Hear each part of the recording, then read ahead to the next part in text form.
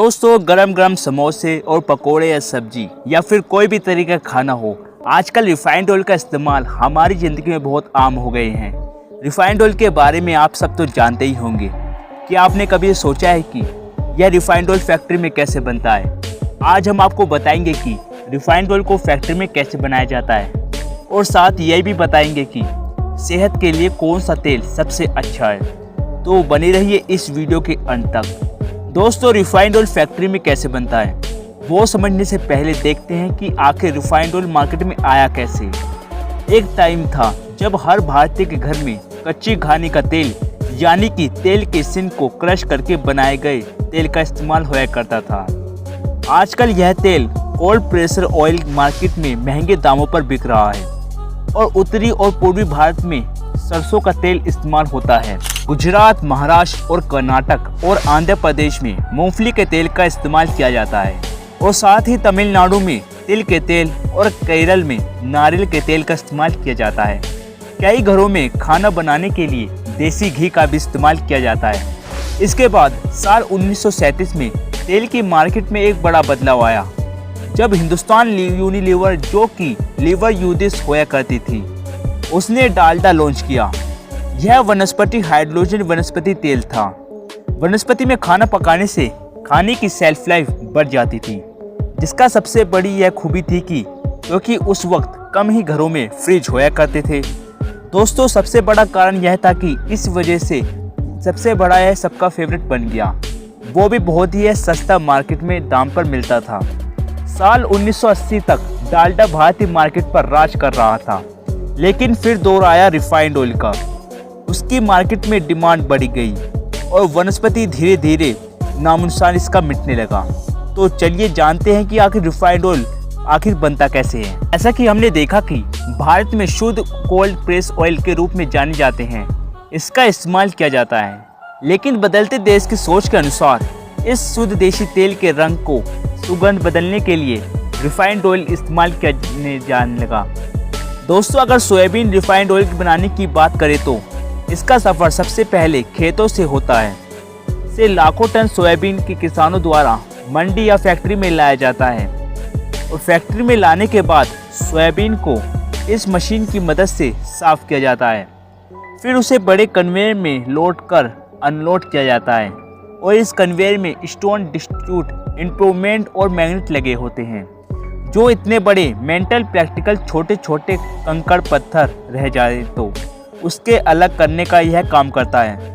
उसके बाद सोयाबीन को मशीन की मदद से क्रश किया जाता है। इससे सोयाबीन के दो टुकड़े हो जाते हैं और साथ ही सोयाबीन के छिलके सोयाबीन से अलग हो जाते हैं। ऐसा इसलिए किया जाता है कि जब तेल निकाला जाता है तो उस काफ़ी तेल इन्हीं छिलकों में चिपका रह जाता है।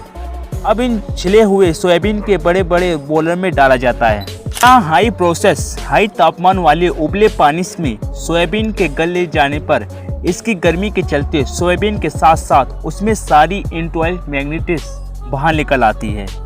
इसके बाद कन्वेयर में लिक्विड निकाला जाता है और यह पुश हो जाता है न्यूमेरिकल ऑयल मशीन में, जिसमें भरा पानी अलग हो जाता है और बाकी लिक्विड को इसे मशीन से गुजारा जाता है। उसमें यह तेल निकाला जाता है। अब आप ये समझ गए होंगे कि रिफाइंड ऑयल तैयार हो चुका है, पर आपको बता दें कि इसे रिफाइंड ऑयल कहना सही नहीं होगा। यह सिर्फ मशीन से बना हुआ कोयल ऑयल तेल है, जो आजकल काफ़ी ट्रेंड में है। इनकी कीमत रिफाइंड ऑयल से कई गुना ज़्यादा है। अब इस ऑयल की रिफाइंड बनने के लिए इसे 400 सेल्सियस डिग्री पर इसे उबाला जाता है, जिसमें कई केमिकल की मिलावट की जाती है और इसे 600 सेल्सियस डिग्री पर उबाला जाता है ताकि इस तेल की चिप निकाली जा सके और इसमें बांस की निकाली जाए और इस तरह पर आपका रिफाइंड ऑयल बनकर तैयार हो जाता है। और इस तरह फैक्ट्री में बनने वाले प्रोडक्ट को भी बोतल ऑयल में पैक किया जाता है। पैकिंग के लिए बोतल को एक्सटील करके कन्वेयर बेल्ट पर रखा जाता है और यह एक मशीन की मदद से बोतल को बाहर निकाला जाता है और यह अलग अलग ब्रांड के मुताबिक इसकी पैकिंग की जाती है और यह स्नो पॉइजन मार्केट में बिकने के लिए तैयार हो जाता है। अब आप यह सोच रहे होंगे कि रिफाइंड ऑयल को स्नो पॉइजन क्यों कहा जाता है। तो दोस्तों, जैसा कि हमने देखा कि यह तेल बनने के बाद इसमें रिफाइंड ऑयल में बदलने के लिए कई केमिकल मिलाए जाते हैं। इसमें तेल को दिखने में तो अच्छा लगता है, लेकिन रिफाइंड ऑयल हमारे शरीर में स्नो पॉइजन का काम करता है और यह हमारे शरीर के अंदर से कमज़ोर बनाता है।